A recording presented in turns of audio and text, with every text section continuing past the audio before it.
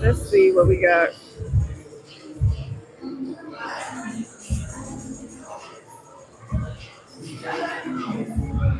Where we at? Where we at? Atlantucky Brewery. I don't see us. I see this. Okay, we testing the sound and then we're gonna get started. Testing, We out testing. here at the Vegan Social, just chilling, having us a good old time. It smells so good. No. I see it here, but it's not letting me open it. Let's see. We just gonna pray that it's working then. I don't want to do that It is though. not live. Are you? Can you look on my YouTube channel and see if it's there? Bear with us, I don't y'all. have YouTube on the phone. You got YouTube on your phone? Link, I don't know why it's not popping up on mine.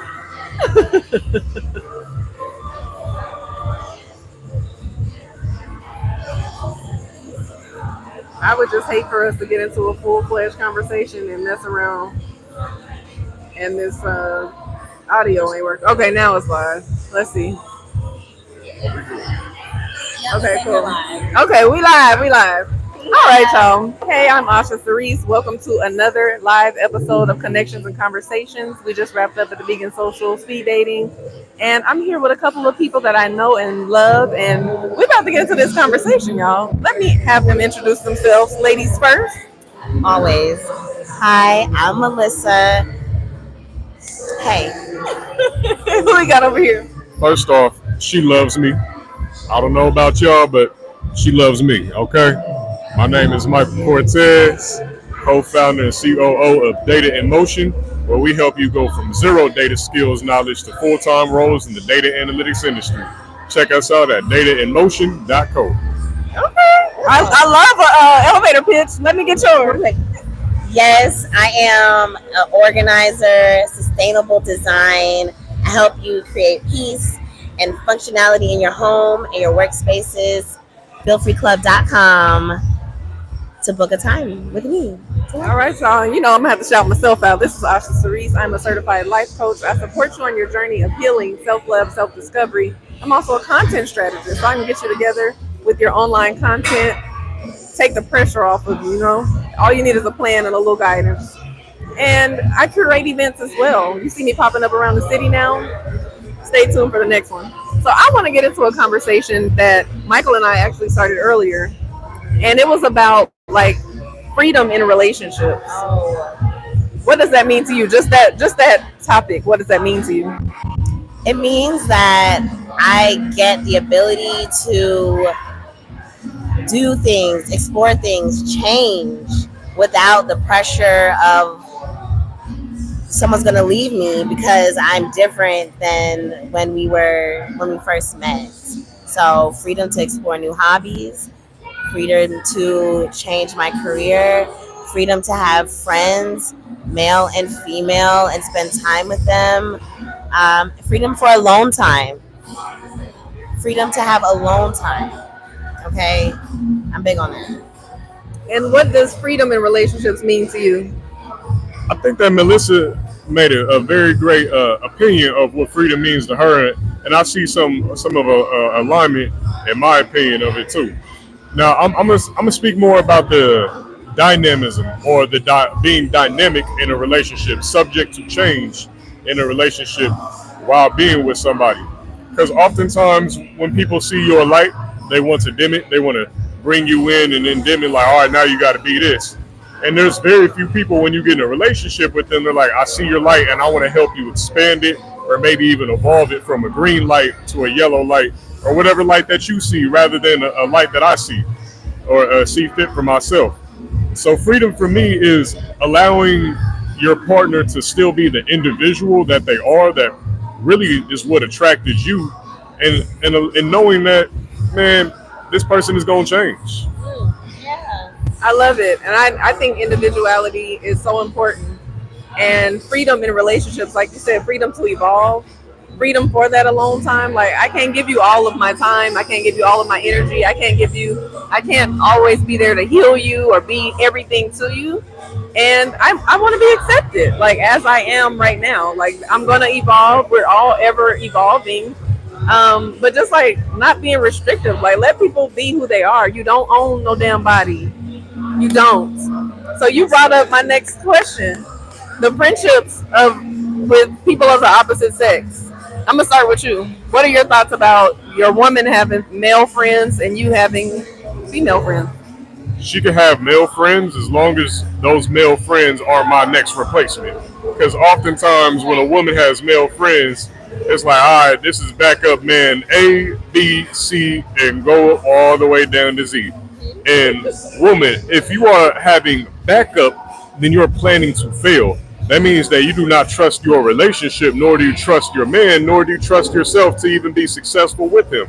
So don't put everything on him and like, well, he wasn't fitting up to my expectation or my imagined man. Allow that man to be. Again, we're talking about freedom, right? Allow that man to be him and expand and evolve in his ways and not the ways that just serve you. You got to be real. Again, what did we say earlier when we was talking about this topic? We said most people look at relationships as either being the slave or the slave master, but never the free man. Ooh. What are your thoughts? Look, I know men are very territorial, and a lot of the men I've been with have been like very obsessive, and I'm a very social person. I like people like me.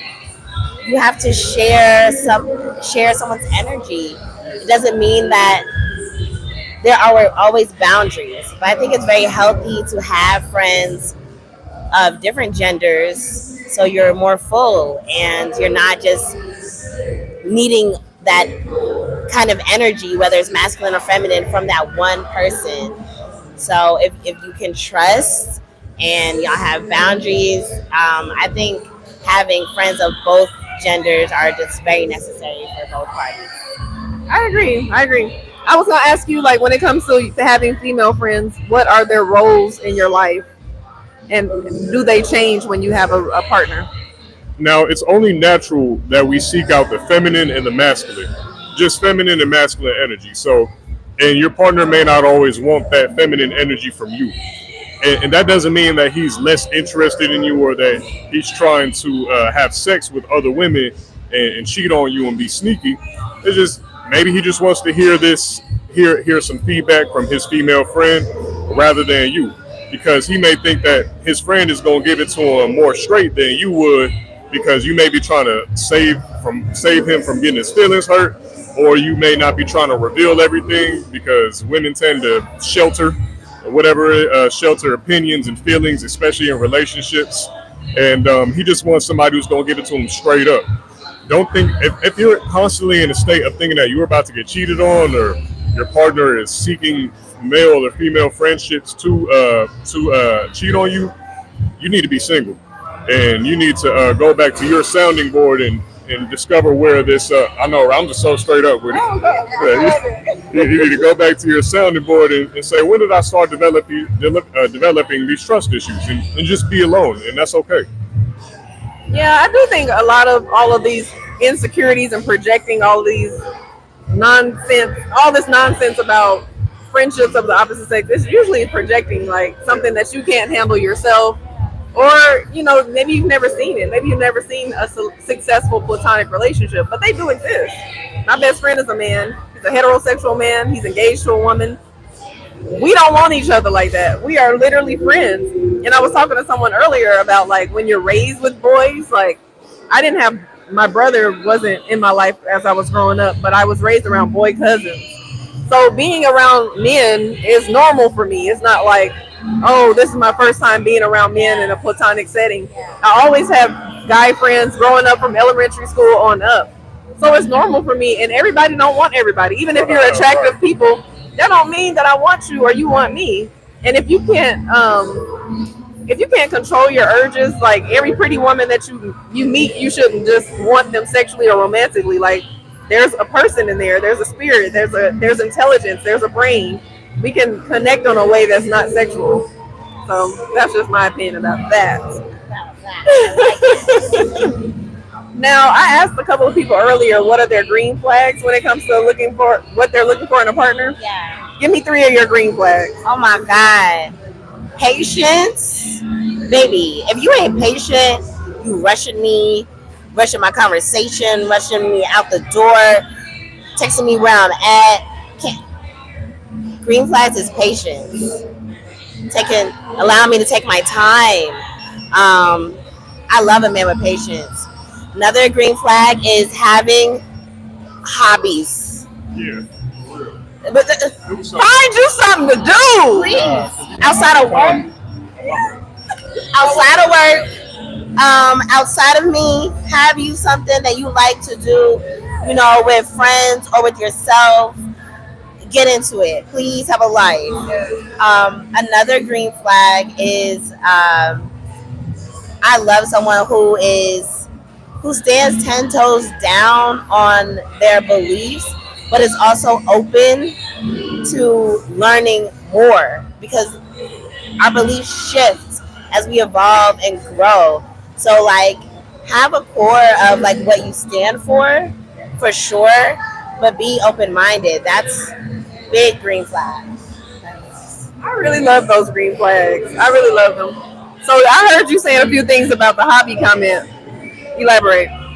Man, I was in a relationship with somebody who had a business that they barely worked on, wasn't working, man, and like very few hobbies that wasn't outside of the realm of meeting other people.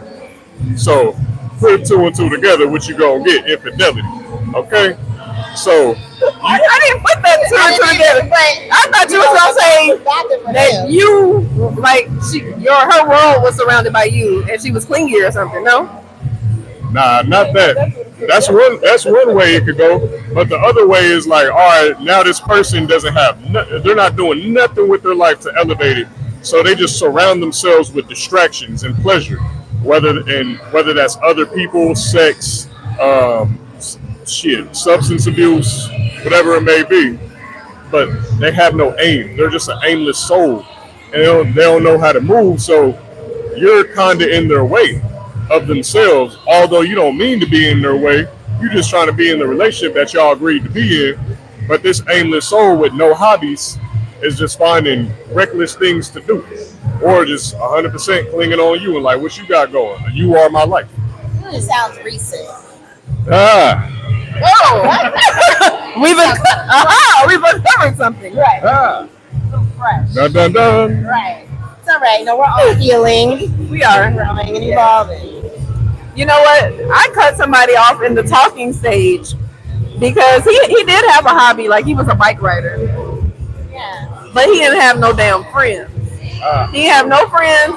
He said he wasn't close to his siblings. He didn't fuck with his cousins. Excuse my language, but maybe this ain't that. I'm not about to be your whole world. Like I want partnership. I want romance. I want intimacy and all that. But you're gonna have to move around. You're gonna have to cultivate other relationships and other friendships. And that's a red flag to me. I think some people don't look at that as a red flag, but I've grown all my life I've been really close to cousins, so I've had friends, but maybe not close friends. And now I'm cultivating like a new friend circle and close friends, and I see the benefits of that. And I see that when you don't have that, you are looking for your partner to be all of that, and they can't be. No one person can be everything. It's just not possible. Nope. So, anybody have any final words? We're going to do a quick show tonight because everybody is hungry and tired, and we got things to do. But any final words to wrap up this conversation? If you're seeking to control somebody, you're wasting your life. Don't try to control anybody, and don't even try to heal them. You are nobody's healer. You can be influential and inspirational in their healing. You can be an example, but you're not there to do that for them. The other thing that I spoke on in my little excerpt is trying to control people. Don't do that. It is quite the mistake, one of the biggest mistakes that you'll make in your life, because all that energy that you could be putting, that you're putting into trying to control this person and make them benefit you, and that's really all it is. You want this person to pleasure you in all ways, shape, and forms of their being. It's a waste of your time. Just focus on you, live your life, do your healing, seek out your dreams and make them reality, and before you know it, liberation. Love it. My final words are for the men. Okay, be nicer to women. Be softer with women. Treat women with care, and not just the one that you're having sex with. Okay, the women around you, like we're people, and we need to be treated as if we're precious because we are. Our wombs are connected to heaven, the divine. We should be treated as such. That's my message. I love both of those messages, and I'm just gonna elaborate a little bit. Like, you really can't control anybody but yourself. So once you realize that, you will really be in a better position. Like all that extra control and obsession and possession of people, it's not worth it. It just causes stress. Like let everybody be free to be themselves and align with the person that you feel like you can handle whatever it is that they're the path that they're on. And like you said, we can't be the person's healer. You can teach them or influence them, like you said, to you have to become your own healer and putting the pressure on other people to just heal you of all the things that you've been through and All your whole childhood trauma, everything that's ever happened to you, your mom did, your dad did, your dad wasn't there. That's not my fault. you got to do the work yourself, baby. Yes. I can't do it for you. We all have trauma. We all have bad parents who were just not bad parents. Parents who were doing their best, but they made some mistakes, as we all do. Give them grace Yeah. and evolve yourself. Yeah, so y'all, I keep reiterating this. You have to do your own work, and it makes better relationships. It makes a better relationship with self and with others. And yes, fellas, we are delicate. Be gentle with us. Be kind with us. I know y'all have y'all demands of things that you want from us too. So women, we have to do better on our end too. But fellas, be gentle with us. I'm just a girl. We're just girls. But thank you. in the world. Yes, but thank you for tuning in to Connections and Conversations. Please leave your comments on this particular topic because I do want to get deeper into it another time. But do you feel free, just in general? You have to start with yourself. Do you feel free? And then you can start to ask yourself, do you feel free in the partnerships, relationships, and friendships that you're cultivating? And what does individualism look like for you? And what is a healthy dynamic for you going forward in the process of dating and relationships? So stay tuned for the next episode. We about to go eat. We about to go to sleep. Whatever we about to do, but we out. Peace.